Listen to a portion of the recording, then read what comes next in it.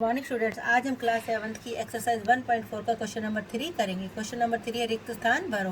पहला है 369 भाग, यहाँ पे हमें खाली जगह दी हुई थी, यहाँ 369, यहाँ भी 369 है, यहाँ भी 369 है।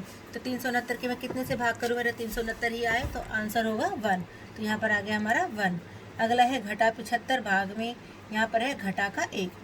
पहले हम निशान को नहीं देखेंगे, पहले हम ये देखेंगे 75 को कितने से भाग करें 1 आ जाए, यानी अगर वो स्वयं से ही भाग होगी तभी 1 आ सकता है हमारा। तो 75 की हमने 75 से भाग की तो हमारा 1 आ गया। अब है निशान की बारी, यहाँ पर घटा है तो इसका मतलब यहाँ पर एक चीज़ घटा की होनी चाहिए और एक चीज़ जमा की। तो ये घटा का दिया हुआ था, तो ये वाला 75 हमारा किस चीज़ का होगा, जमा का।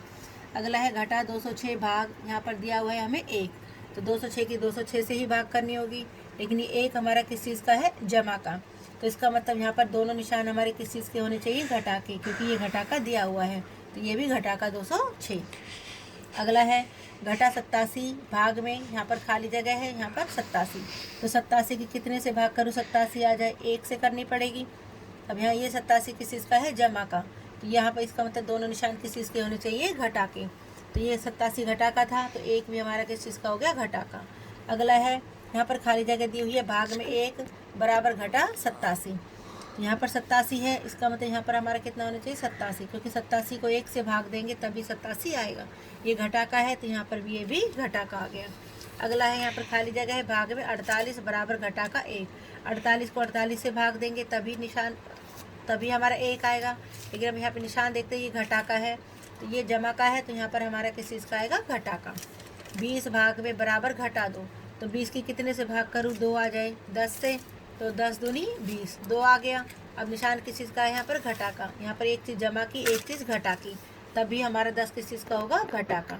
अगला है एच भाग में हमें यहाँ पर खाली जगह दिया हुआ है, भाग में 4 बराबर घटा का 3। अब किस संख्या को मैं 4 से भाग करूँ कि मेरा 3 आ जाए, 12 को 4 से भाग करूँगी, 4 तिया 12, तो 3 आ गया। अब निशान देखेंगे, 3 किस चीज़ का है, घटा का, तो ये घटा का है, तो ये जमा का है, तो यहाँ पर निशान हमारा किस चीज़ का होगा, घटा का।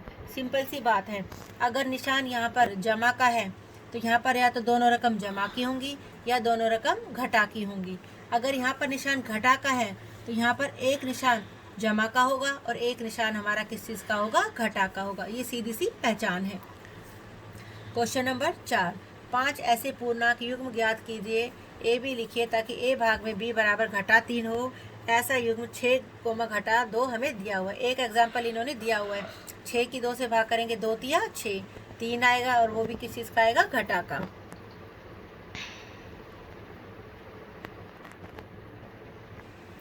एक एग्जाम्पल हमें ये 6 और 2 वाला तो दिया हुआ था, 6 भाग में घटा का 2, तो घटा का 3 आ गया। अब हमें घटा का 3 ही लाना है, तो किसी को भी किसी से भी भाग कर लेंगे। बहुत सारे एग्जाम्पल ऐसे हो सकते हैं। 15 की मैंने 5 से भाग की, 5 दिया 15, घटा का 5 ले लिया। यानी अगर यहाँ पर 3 घटा का है तो इसका मतलब साफ सी बात है, यहाँ पर एक चीज़ जमा की होगी और एक चीज़ हमारी किस चीज़ की होगी, घटा की।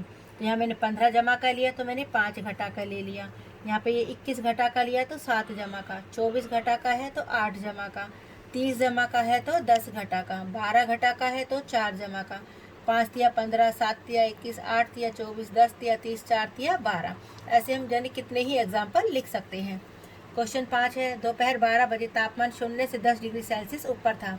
यदि यह आधी रात तक 2 डिग्री सेल्सियस प्रति घंटे की दर से कम होता है तो किस समय कमरे का तापमान 0 से 8 डिग्री सेल्सियस नीचे होगा। 0 से 8 डिग्री सेल्सियस नीचे का मतलब क्या है, घटा का 8। आधी रात को तापमान क्या होगा, तो दोपहर 12 बजे तापमान हमें कितना दिया हुआ था, 10 डिग्री सेल्सियस, क्योंकि ये 0 से ऊपर है तो ये हमारा जमा का निशान आएगा।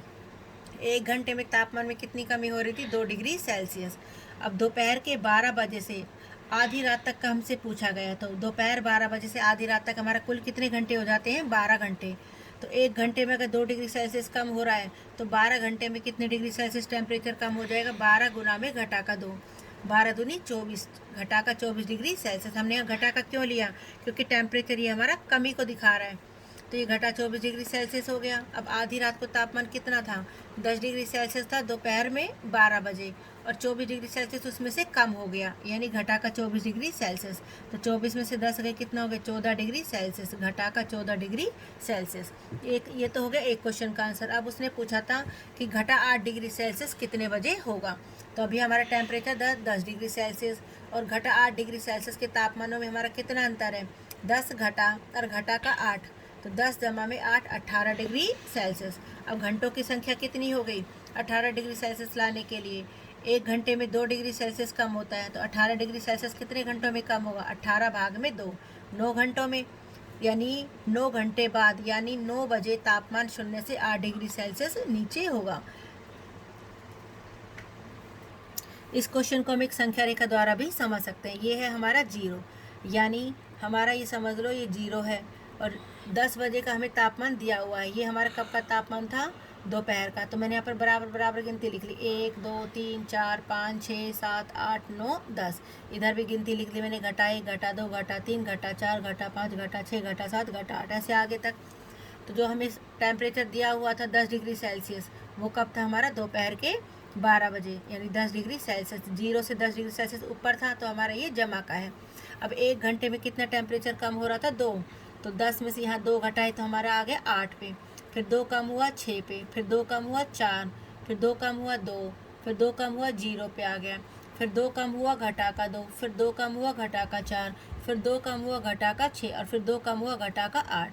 तो कितने घंटे में हमारा घटा 8 पे पहुँचे, यहाँ से देखो, 1 2 3 4 5 6 7 8 9, हम 9 घंटे में घटा 8 डिग्री सेल्सियस पर पहुँचे हैं।